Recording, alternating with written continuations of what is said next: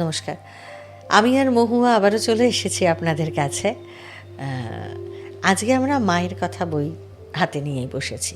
শ্রী শ্রী মায়ের কথা বই একদম সোজাসুজি মানে পড়াতে চলে যাই, কোনো ইন্ট্রো করছি না। কেন বলো তো, আজকে যে টপিকগুলো আছে না, খুব বার্নিং টপিক, বুঝলি। আর মহুয়া পুরো বসে আছে একদম রেডি হয়ে। না মা, বইতে একজন মানে মা বলছেন যে ঠাকুর আমাকে বলতেন একটু একটু বেড়াবে, না হলে শরীর খারাপ হবে। আমি তখন নবতে থাকতুম, ভোর 4টায় গঙ্গা স্নান করে ঘরে ঢুকতুম। একদিন ঠাকুর আমায় বললেন আজ একজন ভৈরবী আসবে, তার জন্য একখানি কাপড় ছুপিয়ে রাখতে হবে, তাকে দিতে হবে। ওই দিন কালীঘরের ভোগরাগের পর ভৈরবী আসলে ঠাকুর তার সঙ্গে নানা কথা কইতে লাগলেন। ভৈরবীটির একটু মাথা গরম ছিল। সে আমায় সর্বদা রক্ষণাবেক্ষণ করতো। কখনো কখনো আমায় বলতো, তুই আমার জন্য পান্তা ভাত রাখবি, না রাখিস তো তোকে ত্রিশূলে করে মেরে রেখে দেবো। শুনে আমার ভয় হতো। ঠাকুর বলতেন তোমার ভয় নেই, ও ঠিক ঠিক ভৈরবী, সেজন্য একটু মাথা গরম। কখনো কখনো এত ভিক্ষা আনতো যে 7-8 দিন চলে যেত সেই ভিক্ষায়। তাতে খাজাঞ্চি বলতেন, মা তুমি কেন বাইরে ভিক্ষায় যাও, এখানেই নিতে পারো। সে বলতো, তুই আমার কাল নেমি মামা, তোর কথায় বিশ্বাস কি। ঠাকুরের সাধন অবস্থায় কত রকমের প্রলোভনের জিনিস দেখে তিনি জড়সড় হতেন এবং সেসব প্রলোভনের জিনিস তিনি চাইতেন না। একদিন তিনি পঞ্চবটিতে হঠাৎ দেখলেন তার কাছে এটি আবার ঠাকুরের কথায় এসে গেল, কিন্তু আমরা তার আগে এই যে ভৈরবী, এই ভৈরবী নিয়ে কয়েকটা কথা আমি দেখো, ভৈরবী দেখা মানে ভৈরবীতে তো আমরা ওভাবে কেউ দেখি না, কিন্তু আমরা সাহিত্যের কাজ করতে গিয়ে দেখেছি তারানাথ তান্ত্রিকের ভৈরবী সাহিত্যে নানাভাবে এসেছে এবং তারা অদ্ভুত অদ্ভুত রকমের ক্রিয়া যোগের আসলে মাধ্যম, আসলে সোপান বা সিঁড়ি সেভাবেই আসছেন। কিন্তু তাদের যে উপস্থিত যেভাবে করা হয়েছে সেটা বড্ড কোথাও কোথাও অদ্ভুত লেগেছে। যেমন মধুসুন্দরী দেবীর কথা এক্ষুনি মাথায় এলো, যেরকম তার বর্ণনা, এই যে মায়ারই আর একটা রূপ হয়ে যে আসা। এবং আমার মনে আছে জানো, অনেক ছোটোবেলায় তখন আমি খুব দেখতাম প্রচুর মহিলারাই বিশেষ করে খুব কোট আনকোট ভরে পড়তেন এবং তাদের বেশবাস আমার খুব অদ্ভুত লাগতো। তাদের বেশিরভাগই ছিল মাথায় এরকম জটা থাকতো, মানে পুরো চুলটা আর কি চূড়ো করে মাথায় এরকম বাঁধা, কখনো কখনো কিছুটা পোর্শন খুলে রাখতেন এবং অবভিয়াসলি বিশাল লম্বা সিঁদুরের টিপ, কপালে এরকম লম্বা করে অনেক রুদ্রাক্ষের মালা টালা। কিন্তু তারা কোথাও খুব আশ্রয় দিতেন না মানসিকভাবে, না তো নয়। এবং একটা মেয়ের দেখে ভয় লাগছে, বাচ্চা মেয়ে, সেটা একটু অন্যরকম লাগতো। এবং এখনও কি এই ভৈরবীদের মানে ভৈরবী নাম ভাঙিয়ে এইসব ব্যাপার স্যাপার চলে আছে, তাহলে আসল ভৈরবী কারা, কীভাবে মানুষ চিনবে? দেখো, এই যে ভরে পড়া ব্যাপারটা বললে, এটা কিন্তু এখনও আছে, হয়তো আগের মতো এরকম নেই, কারণ মানুষ এখন যেহেতু অনেক বেশি বিজ্ঞান মনস্ক তোমাকে হয়েছে। বলতে গিয়ে মনে পড়লো, ইউটিউবেই দেখবে প্রচুর এরকম ভরে পড়ার ভিডিও দেয়। হ্যাঁ, ওগুলো আবার অন্য, ওগুলো অন্য সিস্টেম, হ্যাঁ, অন্য প্ল্যানিং, হ্যাঁ, ওগুলো অন্য প্ল্যানিং। তো এই ধরনের এই জিনিসগুলো হতো কিছু কিছু মন্দিরে, এবং কিছু কিছু তোমার মনে আছে ওই সত্যজিৎ রায়ের সিনেমাটা দেবী, তো মানে এইটা বলতে গিয়ে ওইটাই তো চোখের সামনে আসে। আমরা গল্পও করেছি দেবী, আমাদের নটার গল্প ইউটিউব চ্যানেলে। দেবী এই গল্পটা, ছোট গল্পটা, যেটা একসময় সত্যজিৎ রায় অবভিয়াসলি সেটা সিনেমা করেছিলেন, শর্মিলা ঠাকুর ছিলেন সেখানে। আপনারা যদি অডিও স্টোরি হিসেবে শুনতে চান, প্লিজ আমাদের নটার গল্পের দেবীটা শুনে দেখতে পারেন। তো এই ভরে পড়া আমি দেখেছি ছোটবেলায়, না ছিল অনেক ছোটবেলায়, হ্যাঁ। তো সে তখন এটা খুব তাদের ডাকতো হচ্ছে মানে খুব ছোটখাটো কাজের জন্য, মানে ধরো বাড়িতে কোনো বাচ্চা অসুস্থ, বা বাড়িতে কেউ বলে নয় নজর লেগেছে, হাওয়া বাতাস লেগেছে, এই সবগুলো, এইগুলোকে একটু ঠিকঠাক করে রাখার জন্য, বা বাচ্চাটা শরীর খারাপ তাকে একটু সুস্থ করে তোলার জন্য তাদেরকে ডাক পড়তো। হয় তারা বাড়িতে আসতেন যদি সেরকম সম্পর্ক থাকতো, আর নইলে মন্দিরে নিয়ে যাওয়া হতো। তো এই জিনিসটা, এই সেক্টটা আলাদা, এই সেক্টটা এখনো হয়, কমে গেছে হয়তো। তবে ওই যে মানে তোমার ঠক বাজতে গাঁ উজাড় হয়ে যাবে, কে যে ঠিক কে যে ভুল বাছা মুশকিল। তবে এটা আমিও শুনেছি যে কবিরাজদের ক্ষেত্রে, মানে সেই পুরোনো সময়ের কবিরাজগো যারা সেই খলে বেটে জিনিস দিতেন, তারা ওষুধ পেতেন। এবারে সেই ওষুধ পাওয়া, সেই পেয়ে তারা কোনো না কোনোভাবে তাদের সেই শক্তি থাকতো, তাদের সেই সাধনা, এটাও তো একটা সাধনা, তাদের সেটা থাকতো, কিন্তু সেটা খুব মানে খুব ছোট মাধ্যমের জন্যে, একটা ওষুধ পাবেন। হ্যাঁ, কিন্তু ভৈরবী, ওরা ওই ভৈরবীর মধ্যে পড়েন না। তাদের কিছু কিছু জটা অবশ্যই আপনা থেকে চুল আপনা থেকে জটা হয়ে যায়, এবং বাকি বেশ কিছু আমি বলতে বাধ্য হচ্ছি যে জটা বানানো হয়, আচ্ছা, সব কিছু করা হয়। মানে ধর্ম নিয়ে ব্যবসা হচ্ছে সবচেয়ে পুরনো ব্যবসা, জটা বানানো সবচেয়ে লাভজনক ব্যবসা। তুমি বললে এখন তোমারও এসে যাবে জটা রেডিমেড, তো জটা বানানো হতে পারে।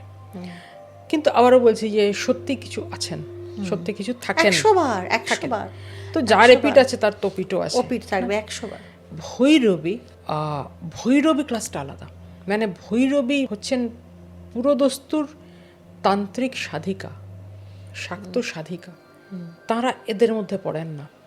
তারাই ওষুধ দেওয়া, এই দেওয়া, ওই দেওয়া, ও চাইতে গেলে ত্রিশূল নিয়ে এমন তারা করবেন যারা সত্যিকারের ভৈরবী। তাদের দেখতেও পাবে না। ঠাকুর ছিলেন বলে ঠাকুরের টানে এসেছেন।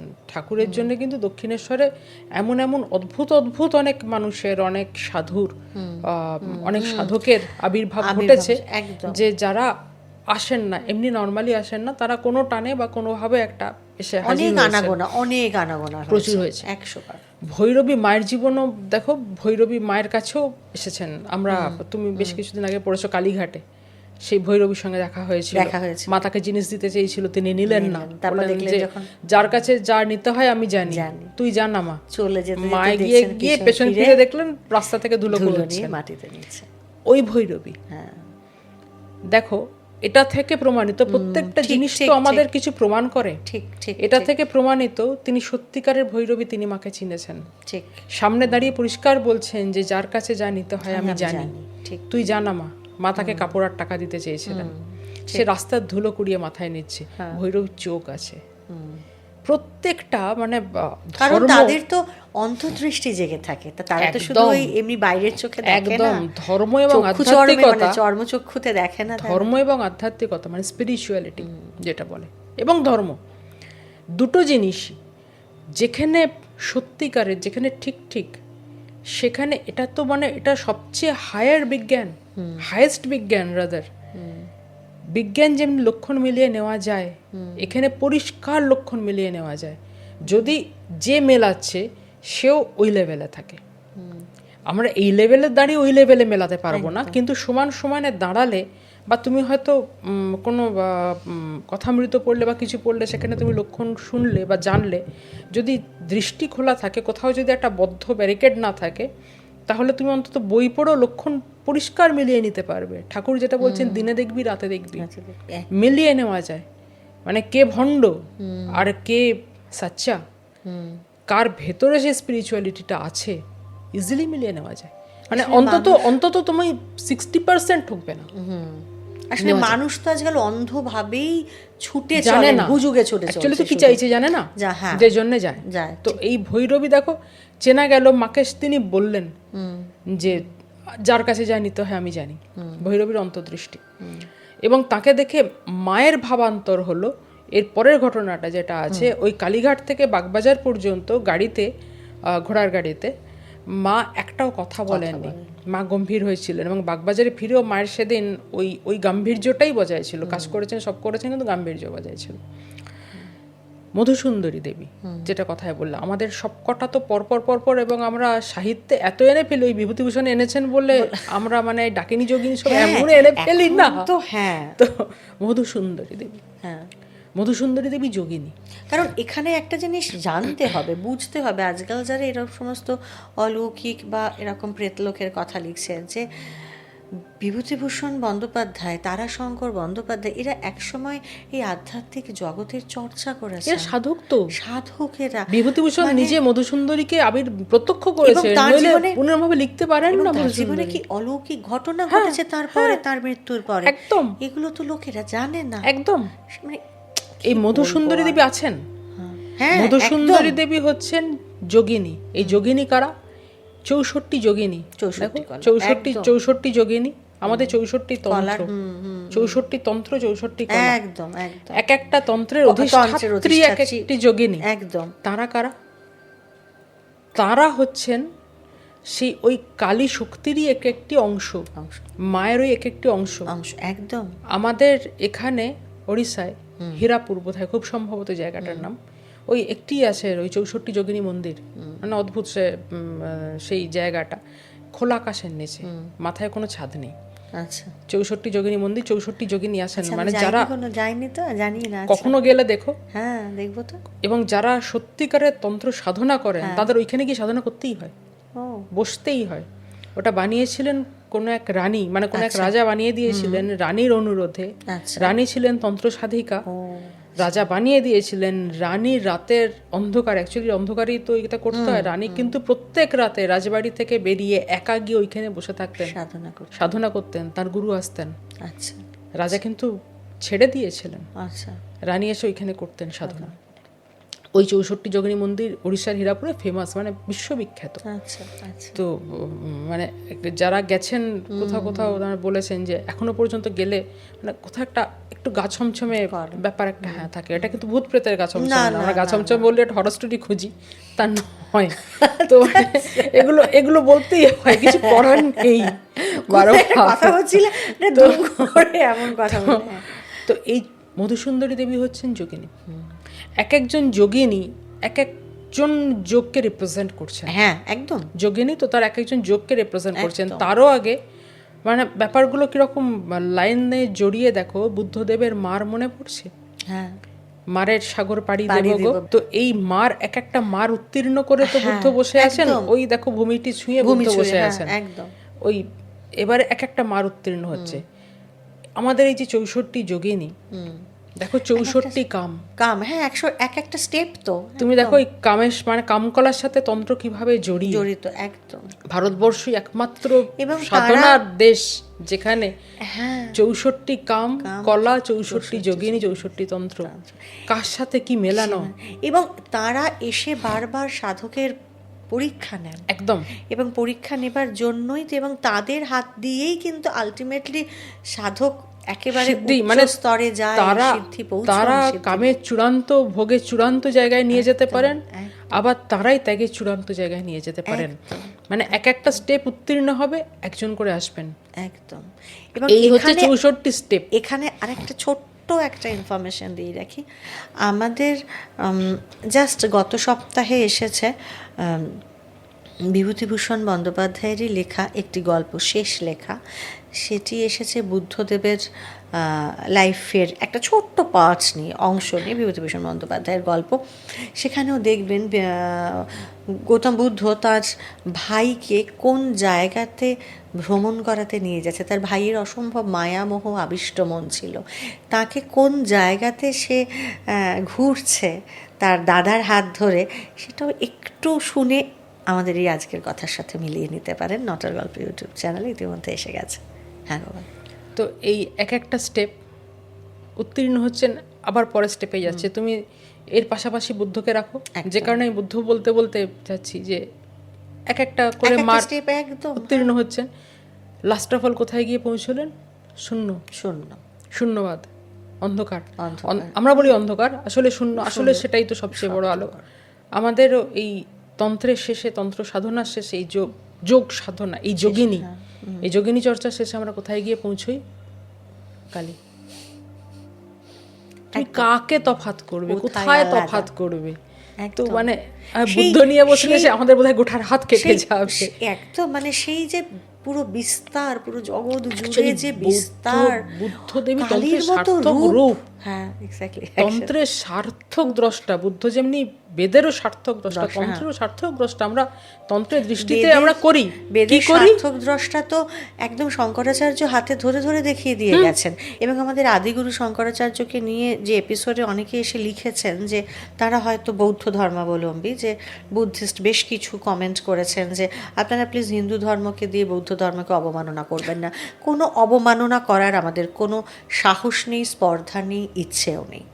আপনারা প্লিজ যে কোনো ধর্ম দর্শন একটু পড়াশুনো করে কথা বলতে আসুন, নইলে না আজকাল বড্ড বেশি কোলাহল হচ্ছে চারিদিকে। এত ধৈর্য তো আমাদেরও থাকে না বলুন। আমরা যারা পড়াশুনো করছি, দিনরাত একটু সামান্য আলো পাওয়ার চেষ্টা করছি, কেন আমাদেরকেও বারবার এইভাবে নিরস্ত করার চেষ্টা করেন? করবেন না, হয়তো সময় নষ্ট। হ্যাঁ গো বলো। তো এই বুদ্ধ, মানে বুদ্ধ বলতে বাধ্য হচ্ছি শাওলি, প্রচুর জায়গায় প্রচুর আঘাত খেয়ে খেয়ে, মানে দেখাটা যেটা তুমি বললে না, এইগুলো আমাদের তোমার আমার কাছে এগুলো আঘাতের মতো এসে লাগে সবসময়। গায়ে হিট করবে তা তো নয় না, যে বৌদ্ধ দেবী তান্ত্রিক দেবী করে আবার সে ওই হররের মধ্যে ঢোকানো হয়। ওই বজ্রযান, এই যান, তান্ত্রিক দেবী, সমস্ত অন্ধকার নয়, বুদ্ধ অন্ধকার নয়, তন্ত্র অন্ধকার নয়। এবং আমি জেনে বুঝি এই ভুলটা তুমি বলো একটা সমাজের মধ্যে ইনজেক্ট করা হচ্ছে, এই প্রজন্ম, কারণ আছে। হ্যাঁ, এই প্রজন্ম তো এই কেন ভয় পাওয়াবো বলো তো, মানে ধর্ম জিনিসটা ভয় পাওয়ানোর নয়, তন্ত্র জিনিস ভয় পাওয়ানোর নয় ভাই। যারা এই বশীকরণ, মারণ, উচ্চাটন, হ্যাঁ এটাও তন্ত্রের একটা পার্ট, এই অন্ধকার বিদ্যাটা তন্ত্রের একটা পার্ট, একদম, কিন্তু ওইটাই সব নয়। একদম, এটা হয়তো খুব ক্ষুদ্রাতে ক্ষুদ্র একটা পার্ট। যারা সত্যিকার তন্ত্র সাধনা করেন, এটার জন্য সাধনার দরকার পড়ে না এইগুলোর জন্য, যারা সাধনাটা সত্যিকারের করেন তারা জানেন তন্ত্র কত বড় আলো, এবং বুদ্ধ কত বড় আলো। 100 বার বুদ্ধকে নিয়ে, বুদ্ধর ওপর হিন্দু ধর্মের আলো পড়ছে। অ্যাকচুয়ালি হিন্দু ধর্ম কি দর্শন, তার মধ্যে বৌদ্ধ দর্শন, বুদ্ধ টেনে নিয়ে যাচ্ছেন এই দর্শন। বৌদ্ধ কোথাও কোনো আচরিত ধর্মের কথা বলেননি, তার পুরোটাই তো লাইফস্টাইল। কোথায় পৌঁছবে তিনি বলছেন আলটিমেট, কিভাবে চলো তারপর তুমি বুদ্ধ হবে। পথ বলছেন তুমি 8 রকম ভাবে সৎভাবে জীবন যাপন করো। এটা কি করে ধর্মাচরণ হয় বলো তো? এবং সো কল্ড রিলিজিয়াস, এবং হিন্দু নয়, হিন্দুর বাইরে। আরে ভাই, হিন্দু ধর্ম কোনটা দেখাও। হ্যাঁ, সত্যি জানি না তো। এই ভৈরবী মানে যেটা করতে গিয়ে এত এত কথা উঠলো, এই ভৈরবী ঠাকুর বলতেন যারা শাক্ত সাধনা করেন, সত্যিকারের শাক্ত সাধনা করেন, তাদের একটু মাথা গরম হয়। মানে একটু, হ্যাঁ একটু তারা রাগী হন। এবং মাকে সেই ভৈরবী বলছেন যে তুই আমার জন্য পান্তা ভাত মেরে রেখে দেবো, আমি ত্রিশূলে করে মেরে রেখে দেবো। তুমি দেখো এই ভৈরবী এসেছেন, আরে আর মা তখন কত বয়স, ছোট বাচ্চা মেয়ে তো, কিন্তু তার এই মাথা গরম জিনিসটা অ্যাকচুয়ালি তারা তো বীর হন। মানে তারা একেবারে সেই লক্কা পায়রা তো হন না, তারা ভীষণ রকম বীর হন। মানে ভেতরে তাদের প্রবল শক্তি, কারণ তারা সেই শক্তিকে ধারণ করছে। সেই শক্তি একটা এই শরীরে, এই ছোট্ট একটা রক্ত মাংসের শরীরে ধারণ করে রাখা কি সাংঘাতিক কঠিন কাজ। এবং ভৈরব এবং ভৈরবী তারা তো ওই শক্তিটা ধারণ করছে, সাংঘাতিক এনার্জি। তো ওই এনার্জিটা যারা শরীরে ধারণ করছে, সেটা কি সাংঘাতিক। তাদের তো ভাই একটু মাথা গরম শেষ হয়ে যাচ্ছে, একটু মাথা গরম হবে, কারণ তারা ভেতরে ফুটছে, ছটফট করে শেষ হয়ে যাচ্ছে। ভেতরে তাদের ওই জিনিসটা মানে তাদের বেরোনোর, ফেটে বেরোনোর প্রকাশন। আমরা এই যে মাথা গরমটা দেখি, এটা আসলে শক্তিটা বেরোচ্ছে। এই জিনিসটাই দেখবে ভৈরবীদের হাতে হচ্ছে ত্রিশূল। তুমি কদিন আগে পড়লে প্রণবানন্দ, কি শক্তি বলো তো মানুষটার হাতের ওই ত্রিশূল। ওই একটা পাহাড়, হিমালয় পাহাড়ের মুখে একটা 7 বছরের বালকের মুখ, অদ্ভুত লাগে কি বাচ্চাদের মতো। 7 বছরের বালকের মুখ একটা অফ করে বসে আছে। মনের প্রকাশ। হ্যাঁ, আমি না ভাবলাম ওই তোমার প্রীতম বোধহয় ছবি বাঁচছিল বসে দেওয়ার জন্য, আমি ভাবলাম ও মাই বাচ্চা ছেলেটার মুখটা কেন আনিয়ে এনেছি। সত্যি তাই, তোমাদের পেছনে দাঁড়িয়ে আমি জাস্ট ঢুকছিলাম, আমার মনে হয় এই মা এটা প্রীতম কাজ ছবি বাঁচছে। ওই প্রকাশ, ওই যে হাতে ত্রিশূল, তুমি দেখো। হ্যাঁ, ওই তন্ত্রেরই তো মানে হাইয়েস্ট রূপ। এদিকে যদি কালী বলো তো ওদিকে দুর্গা। মানে আমাদের এখন থিমের দুর্গা কল্পনা তো না, ওসব মানে আমরা দুর্গাকে কি বানিয়েছি, আমরা দুর্গাকে কি বানিয়েছি। তার মানে আমরা কেন মার খাবো না তুমি বলো। উমা অবধি তবুও ঠিক ছিল। আমরা দুর্গা উমা নয়, দুর্গা কারুর বউ নয়, দুর্গা কারুর মা নয়, কারুর মেয়ে নয়, কারুর মা নয়, কারুর বউ নয়। এবং দুর্গার এই পুজোটা কোন সময় কে করছেন এবং বলছে অকাল বোধন, তুমি জাগ্রত করছো চেতনাকে, বিশ্ব একজন দৈবী শক্তি, মানে পুরোটাই তো মানে এনার্জি, সেই দৈবী এনার্জি ঘুমোচ্ছে, মানে সেই দৈবী এনার্জি নিজের মধ্যে নিজে মগ্ন, তাকে জাগাচ্ছেন বসে। কে জাগাচ্ছেন? রামচন্দ্র, যাকে বলা হচ্ছে বিশ্বের সৃষ্টির শ্রেষ্ঠ শক্তিধর। রাম ছাড়া অকাল বোধন করতে পারেন না। আমরা তো শক্তি পুজোটাই বন্ধ করে দিয়েছি, আমাদের কাছে মেয়ে মানেই নেতিপেতি ব্যাপার। হ্যাঁ, আমাদের শিল্প হয় সত্যি। আর এই থিম পুজোর যারা সমস্ত আবিষ্কারকর্তা, আবিষ্কারক, তারা বিশাল একটা ব্যাপার স্যাপার করে প্রচুর। আমি থিম পুজো শুরু করেছি, একটা বেশ গর্ববোধ করে আমরা যেটা করছি আমরা ক্রমশ আমাদের শক্তিকে ক্ষয় করছি, ছোট করছি, খাটো মানে করছি, শক্তিকে সরিয়ে দিচ্ছি বাঙালি না, জাতিটাকে ছোট করে ফেলছি, হিন্দু দর্শনটাকে ছোট করছি। কিছুই জানি না। একজন এখন বিশ্ববিখ্যাত আর একজন গায়ক হয়েছেন, যে স্টেজে উঠে বলছেন সনাতন সনাতন কোথায় গেল। হ্যাঁ, এদের তো শিকড়ের প্রতি কোথাও কিছু জানা নেই। আমি যেটুকু জানি বাবা, আমি ওটুকুই অনেক জানি। আসলে সত্যি এত নেগেটিভ কথা বলতেও ভালো লাগে না, কিন্তু চারপাশে দাঁড়িয়ে তুমি আলোটা কি করে ছড়াবে, কি করে ছড়াবে? এই যে আমাদের হাতে সম্বল বলতে মায়ের কথার কথা অমৃত, তুমি দেখো তুমি কিন্তু মায়ের কথা খুলেই বসে আছো, আমরা মায়ের কথা খুলেই কথাগুলো বলছি। তাহলে এইবার তুমি এসো আসল পয়েন্টে, আসল জায়গায় তুমি এবারে এসো। তার মানে মায়ের কথাটার মধ্যে কত বড় শক্তি রয়েছে। আমরা তো সেই কথা আলোচনার প্রসঙ্গেই এই জিনিস নিয়ে আসছি, মায়ের কথা। তার মানে ওই ভাই ডাল ভাত পাঁচ ফোড়ন নয়, মহাশক্তি নেবে এসে স্বয়ং কথা বলছেন। তো তার ঘোমটাটা সামনে ঢাকা, যে কারণে আমরা দেখতে পাচ্ছি না। না হলে তোরা সহ্য করতে পারতিস না। এইবারে তুমি দেখো, মানে আমি কারুর নাম বলছি না, কারুর কিছু বলছি না, যে নেতিয়ে নেতিয়ে মায়ের কথা পড়া। আমরা না আসল জায়গাগুলোতেই ওই রবীন্দ্রনাথের লাইনে আছে না, যে ওই আদমরাদের ঘা মেরে তুই বাঁচা, আসলেই আমরা পুরো এমন নেতিয়ে দিয়েছি আছে। মানে আমরা এখন ইউটিউব দেখে জ্ঞানী, ইউটিউব দেখে ধার্মিক, ইউটিউব দেখে বোদ্ধা। দেখবে তুমি, ওই যে তুমি বলছিলে যে ইউটিউব দেখে ভৈরবী হয়ে যায়, শেখানো যায়, কি বলে কুণ্ডলিনী জাগিয়ে তোলা যায়, ঈশ্বর দর্শন আজকাল ইউটিউবে হয়েছে, বসলেই হয়েছে।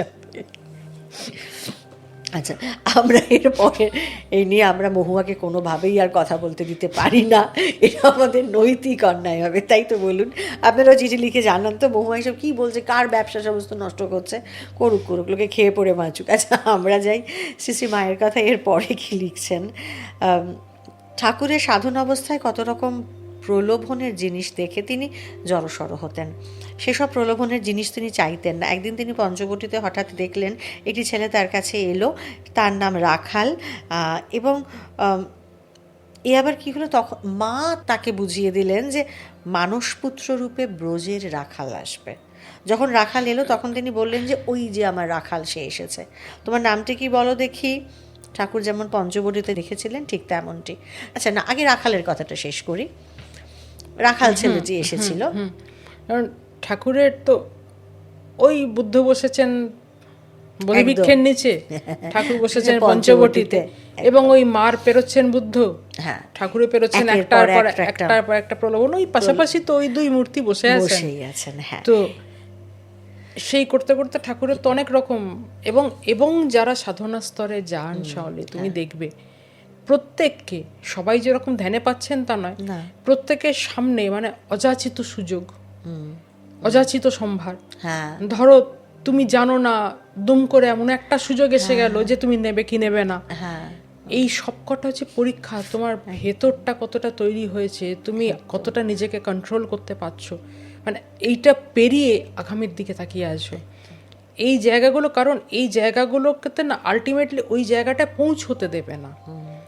পৌঁছবে তারাই যারা সাংঘাতিক রকম মনের জোর, তাদের সেই প্যাশন, ওইটাই মনটাকেই তো তৈরি করতে হয়, মনটাকে তৈরি না করলে, কারণ সবাই তো ওই জায়গায় পৌঁছলে তাহলে তো তোমার মুড়ি মিছরির এক দর হয়ে যাবে, পারবে না। একটা কঠিন পরীক্ষাতে তো সবাই পাস করে না মহুয়া, সেটাখানে ঠাকুরকেও মানে ঠাকুরও যেহেতু এই রাস্তা দিয়ে গেছেন, এই পথ দিয়ে গেছেন, লোককে তো মানে অন্তত লোকশিক্ষা, একদম সেই পথ দিয়ে যেতে গেলে তাকেও একভাবে লোকশিক্ষা দিচ্ছেন, পর্দার আড়ালে থেকে ঠাকুর আর একভাবে লোকশিক্ষা দিচ্ছেন, তো তাকেও এটা দিয়ে যেতে হয়েছে। তারও কোলে যে কারণে ওই বাচ্চা, মানে তার যে একটা বাচ্চা বসিয়ে, কিন্তু ঠাকুর একটা চেয়েছিলেন যে সর্বক্ষণ আমার সঙ্গে থাকুক শুদ্ধাত্মা।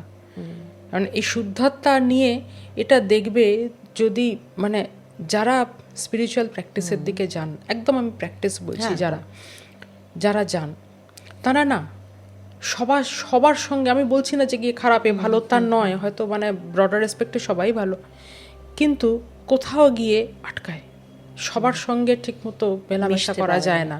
তুমি দেখবে তোমার পাশে কেউ এসে বসলো, তোমার আনন্দ হয়, তোমার পাশে কেউ এসে বসলো, তুমি হয়তো তখন বুঝতে পারলে না, কিন্তু তুমি বাড়িতে এসে দেখছো বা অন্য কোথাও দেখছো যে তোমার তো মানে এতটা ডুম হয়ে পড়ার কথা নয়, তা সত্ত্বেও তুমি এতটা ডুম হয়ে পড়ছো কেন। এইটা কিন্তু ওই ভাইবস, যে কারণে ঠাকুর চাইতেন যে তার সঙ্গে একজন শুদ্ধাত্মা সবসময় থাকুক। কারণ ঠাকুরের কথামৃতে আছে, দেখবে এর পরে পরে, যে শুদ্ধাত্মার সঙ্গে থাকলেই ভাব আরোপ করা, মানে এই যে আদান প্রদান যেটা হয়, যে যে ঠাকুরের কাছ থেকে যে ভাবটা যাচ্ছে, অপর দিক থেকেও যদি সেই সমান তরঙ্গটা না আসে, তাহলে ঠাকুরের মানে তার অসুবিধে, তার ওই শুদ্ধ সত্তাটাই অসুবিধে। যে কারণে ঠাকুর চেয়েছিলেন একজন শুদ্ধ সত্তা সবসময় থাকুক।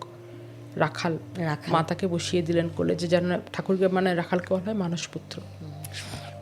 এরপরে আবার আছে বইতে লেখা যে ঠাকুরকে হাজরা বলেছিল যে আপনি কেন নরেন্দ্র, রাখাল এসবের জন্য এত ভাবেন, সর্বদা ঈশ্বরের ভাবে থাকুন না। ঠাকুর বলেন এই দেখ, ঈশ্বরের ভাবে থাকি, এই বলেই তার সমাধি হলো। এবং তারপরেই তিনি আবার বললেন যে আসলে এই অবস্থাতে ঘণ্টাখানেক থাকলেন তিনি। রামলাল তখন নানারূপ ঠাকুরদের নাম শোনাতে লাগলো, নাম শুনতে শুনতে তবে তার চৈতন্য হলো। এবং সমাধি ভঙ্গের পরে তিনি আবার বললেন যে দেখলি, ঈশ্বরের ভাবে থাকতে গেলে এই অবস্থা। তাই নরেন্দ্র, এদের নিয়ে মনকে নিচে নামিয়ে রাখি। রামলাল বললে না, আপনি আপনার ভাবেই থাকুন। তখন যিনি দেখা করতে গেছেন, স্বামী শান্তানন্দ লেখাতেই আমরা আছি, তিনি বলছেন যে আমি একটু প্রাণায়ামে অভ্যাস করছি, সেটা করব কি? মাকে জিজ্ঞাসা করছেন। তখন মা, হ্যাঁ, ওই ঘটনাটার পরে আবার এটা গল্প করে মা বলা হয়ে গেল। বলার পরে মাকে আবার শান্তানন্দজি জিজ্ঞাসা করছেন। মা বলছেন একটু একটু করে করতে পারো, বেশি করে মাথা গরম করা ভালো নয়। মন যদি আপনি স্থির হয়ে থাকে তাহলে প্রাণায়ামের দরকার কি? মা পরিষ্কার বলছেন, মন যদি আপনি স্থির হয়ে থাকে তাহলে প্রাণায়ামের দরকার কি? তখন ওই শান্তানন্দজি বলছেন, কুণ্ডলিনী না জাগলে তো কিছুই হলো না। মা বললেন, জাগবে বই কি, তার নাম করতে করতে সব হবে। মন স্থির না হলেও তো বসে বসে তার লক্ষ লক্ষ নাম জপ করা যায়। কুণ্ডলিনী জাগবার আগে অনাহত ধ্বনি শোনা যায়। মা জগদম্বার কৃপা না হলে হয় না সে। এই প্রাণায়াম, দেখো এখন কিন্তু প্রাণায়াম আমরা সবাই করি। প্রাণায়াম আগে কিন্তু প্রাণায়াম এত চল ছিল না। তুমি চিন্তা করে দেখো, তোমার ছোটবেলায় কত শুনেছো প্রাণায়াম? তখন আমরা ব্যায়াম শুনতাম, ব্যায়াম, কুস্তি যোগ ব্যায়াম, শুনতাম, কুস্তি, মানে আখড়ায় যাওয়া, শারীরিক চর্চা। প্রাণায়াম শোনোনি? ব্রতচারী হতো, সেগুলো তো আলাদা। কিন্তু এইরকম প্রাণায়াম শোনোনি? আমিও শুনিনি। প্রাণায়াম এটা শুরু হলো কোথা থেকে বলো তো? ওই সকালবেলা আর সন্ধেবেলা যাই না হয় কিনা, সকালবেলা একজন সেই টিভির একটা চ্যানেল সৃষ্টি করে সবাইকে শেখাতে আরম্ভ করলো। তারপরে এখন তো প্রাণায়াম ঘরে ঘরে। পতঞ্জলিটা রামদেবেরই না? তিনি একেবারে মানে প্রাণের আরাম করে দিয়েছে। হ্যাঁ, তো প্রাণায়ামটা বা যে কোনো শ্বাসের, এটা তো শ্বাসের ক্রিয়া। একদম শরীরের ভেতরে যে শ্বাস, এই যে বায়ুটা আছে, 3 কড়া বায়ু, সেই শ্বাসটাকে তুমি কিভাবে শরীরের ভেতরে চালাবে, কোথায় কতটা ধরে রাখবে, কোথায় কতটা ছাড়বে, এটা না মারাত্মক বিষয়। একটু এদিক ওদিক হয়ে গেলে, মানুষের মনে আছে হরিশ মায়ের পেছন পেছন ঘুরেছিল পাগল হয়ে, মা তারপর তার গালে ঠাটিয়ে মারলেন, জিভ টেনে ধরে গালে মেরে শ্বাসটাকে বগলামুখী শ্বাসটাকে তাকে ঠিক করে দিলেন। বগলামুখী মা দেখতে জিভটা টেনে ধরে আছেন। মানে ওই মানুষের জীব তো একটা মানে রসনা বলো, বাক বলো, এবং শ্বাসের এই যে হাঁ করিয়ে আছে না, শত্রু হাঁ করে আছে, মা ভেতরেই শ্বাসটা কন্ট্রোল করছেন। এটাও কিন্তু তার একটা মানে। যোগের দিক থেকে মা যোগেশ্বরী তো শ্বাসটা কন্ট্রোল করে দিচ্ছেন তার, যেটা হরিশকে মেরে করেছিলেন মা। এই শ্বাস মানুষকে কিন্তু পাগল করে দিতে পারে, মেরে দিতে পারে, নানা রকম রোগ সৃষ্টি করে দিতে পারে। ধরো তোমার প্রাণায়ামের দরকার নেই, তুমি জানো না প্রাণায়ামের দরকার আছে কি দরকার নেই, তুমি টিভি দেখে নাক টিপে বসে পায়ের ওপর পা তুলে তুমি নাক টিপে রইলে, সকাল 7টা থেকে 7:30 অবধি তুমি নাক টিপে রইলে, তো এই ঘড়ি ধরে তুমি নাক টিপে থাকবে কি না, কতক্ষণ থাকবে, সেটা তোমায় কেউ বলে দেয়নি, তোমায় বলছে কি টিভি। কিন্তু তোমার শরীরের উপযোগী কি না, আমার শরীরের গঠন তো এক নয় না, তো সেটার উপযোগী কি না সেইটা তুমি কি করে জানছো? প্রচুর মানুষের লোক করে, মেরুদণ্ডের রোগ করে, তো কিন্তু এগুলো হয় প্রচন্ড। এখন এগুলো সবচেয়ে বেশি হয় প্রাণায়াম। সকাল রাত্রি তুমি দেখো নাক টিপে বসে আছে, কি না এই হবে ওই হবে, লোকে শেখাচ্ছে প্রাণায়াম, কিন্তু কার প্রাণায়ামটা কতটা দরকার? প্রাণায়াম পুরোটা যৌগিক ক্রিয়া, 100 বার। এগুলো সবটাই সামলি গুরুমুখী বিদ্যা। হ্যাঁ, গুরু ছাড়া কোনো ট্রেনার প্রাণায়াম এইভাবে কার কতটা দেখাতে পারেন, হয়তো তিনি করতে পারেন, কিন্তু কে করবে না করবে সেটা জানেন একমাত্র গুরু। এবং এই যে যোগজ ব্যাধি, দেখবে এই শব্দটা আসে, এই যোগজ ব্যাধি কিন্তু আজকাল এটা খুব হয়। প্রাথমিকভাবে প্রাণায়াম সৃষ্ট। আমি নিজে একজন ভদ্রমহিলাকে দেখেছি, মানে যন্ত্রণায় ছটফট করছে। কেন? প্রাণায়াম ভদ্রমহিলার যোগজ ব্যাধি, মানে বায়ু উঠে গেছে মেরুদণ্ড দিয়ে, কি কষ্ট। তার বায়ুটা ওই দিক দিয়ে ওঠার কথা নয়, হ্যাঁ, এমন কিছু কোনোভাবে একটা ভুল পথে বায়ুটা মেরুদণ্ড দিয়ে উঠে গেছে, এবার আর নামছে না। ভদ্রমহিলা যোগ প্র্যাকটিস করতেন, শ্বাসের ক্রিয়া করতেন, ভদ্রমহিলা সাংঘাতিক ড্যাশিং পুশিং, তিনি মানে জাস্ট ওই কাটা পাঠার মতো ছটফট করছেন, তার প্রাণটা পুরোটাই মেরুদণ্ডের ওপরে এসে আটকে আছে। ওই অবস্থায় গাড়ি চালিয়ে ঝড়ের বেগে একটা জায়গায়, মানে আলটিমেটলি একটা জায়গায় পৌঁছেছেন, তিনি তার পিঠে হাত দিয়ে বায়ুটা নামিয়ে দিয়ে দিয়েছেন। রাত্রিবেলা যে ফিরলেন, মানে রাত্রিবেলা বোধহয় 11:30 12টার সময়, অনেক আগে ওই অবস্থায় গাড়ি চালিয়ে ভদ্রমহিলা গেছেন, তিনি ফিরলেন বোধহয় 12:30টার সময়, তারপর বোধহয় 8 ঘন্টা না 10 ঘন্টা বাড়িতে এসে ঘুমলেন। তো তিনি পেরেছেন, তিনি নামিয়ে দিয়েছেন তার পিঠে হাত দিয়ে। কিন্তু ওইটা যদি তিনি না পেতেন, তুমি ভাবো তো তাকে ঠিক করতে পারে এরকম কোনো ডাক্তার নেই। কিছু নিয়ে এরকম ছেলে খেলা কেন করে বলো তো মানুষজন? এই হচ্ছে গুরুমুখী বিদ্যা ভাই, গুরুর কাছে বসে করা উচিত, টিভি দেখে নয়। প্রাণায়াম শরীরে যা করতে পারে, তার চেয়ে তুমি যদি 8 ঘন্টা যোগ মানে করো, তুমি যোগ ব্যায়াম করো, একদম অনেক সুস্থ থাকবে। শ্বাস নিয়ে ছেলে খেলা করার কি দরকার? আর মন শান্ত করার, মা তো পরিষ্কার বলছেন যে জপ করো। হ্যাঁ, যে কারণে মা কোথাও প্রাণায়াম বলেননি। মন স্থির না হলেও তো বসে বসে লক্ষ নাম জপ করা যায়। মা কোথাও প্রাণায়ামের কথা বলেননি, ঠাকুর বলেননি, স্বামীজি বলেননি। বলছেন বারবার, মন যদি আপনি স্থির হয় তবে প্রাণায়ামের দরকার কি? আর জব করতে করতে করতে করতে একটা না একটা সময় তো মন স্থির হবে। একদম একই বিষয় নিয়ে তুমি কনসেন্ট্রেট করে যাচ্ছ, মনটা দাঁড়াবে, মনটা কিন্তু দাঁড়াবে। হ্যাঁ, কিন্তু ওই শ্বাস নিয়ে ছেলে খেলা করার তো কোনো মানে হয় না। এবং কুণ্ডলিনী জাগা, সে তো আরো অনেক বিরাট, মানে আরো অনেক দূরের ব্যাপার, আরো অনেক বিরাট কঠিন ব্যাপার। মা বলছেন এই কুণ্ডলিনী জাগার আগে একটা অনাহত শোনা যায় শরীরের ভেতর থেকে, সেই বেরোয়। কিন্তু ওগুলো নিজের চেষ্টা করে, নিজের ইচ্ছে করে ওগুলো হয় না, লোকের কাছে শিখে ওগুলো হয় না, একমাত্র গুরু ছাড়া করতে নেই। আজ আমরা এখানেই থামার আগে আমরা একটু আজকের আলোচনাটাকে যদি একটা ছোট্ট করে আমরা একটা ক্যাপসুল বানাতে চাই, ছোট্ট করে যদি জিস্ট নিয়ে আসি। আমরা প্রথমে দেখলাম যে মা বলছেন, ঠাকুর বলছেন যে ভৈরবীরা রাগী হয়, যারা সত্যিকারের ভৈরবী তাঁদের অন্তর্দৃষ্টি থাকে। যেমন মাকে চিনেছিলেন একজন ভৈরবী কালীঘাটের পথে। ভৈরবীরা যাদের দেখছেন সারাক্ষণ আপনাকে যে কোনো কিছু বলছেন, খুব অনায়াসে এনে দেবেন, তাদের দ্বারা বিভ্রান্ত হবেন না। সাহিত্যে যে ভৈরবীদের কথা অনর্গল লেখা হয়, তাদের সম্পর্কে পড়ে তাদের নিয়ে অহেতুক আলোচনা করে নিজের মনটাকে তোলপাড় করে অস্থির করে তুলবেন না। এবং মায়া দেখুন একের পর এক ক্রমাগত আসবে। ঠাকুরের জীবনেও মায়া এসে দাঁড়িয়েছে। সেই মায়ার স্তরকে, সেই মারকে, যেটা গৌতম বুদ্ধ বলেছেন, মার এসে তাকে ঘিরে ধরেছিল, প্রচণ্ড যুদ্ধ করেছিল মার গৌতম বুদ্ধের সঙ্গেও, বুদ্ধ হয়ে ওঠার আগেও সিদ্ধার্থের সঙ্গে। সেই মারকে পরাজিত করে তাকে তার স্তর পেরোতে হয়েছে, ঠাকুরকেও তাই করতে হয়েছে। এবং আমরা যেটা আবারও জানলাম যে প্রাণায়াম অহেতুক প্রয়োজন না হলে করবেন না। মনকে স্থির করার জন্য, মনকে রিল্যাক্স করার জন্য, যে কোনো একটা কিছু ওপরে, একটা কিছুর বিষয়ে, একটা কোনো ছবি, একটা কোনো সাবজেক্ট, একটা কোনো চিন্তা, একটা কোনো ঘটনা, যেখানে পরপর ঘটনা আসবে না, যে কোনো একটা কিছুর ওপর মনকে স্থির করে দাঁড়াতে দিন।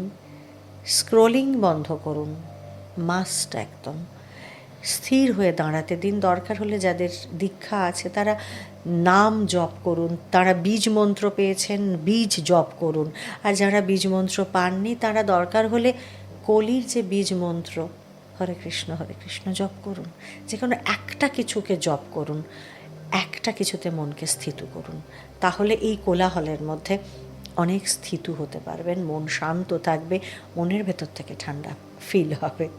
এই গরম আসছে, মনটাকে শান্ত করুন। আর হ্যাঁ, আমাদের সঙ্গে থাকুন আর শুনতে থাকুন pastel entertainment presence pastel spiritual. আপনারা আমার সকলের ভালো থাকার পাশে আছে।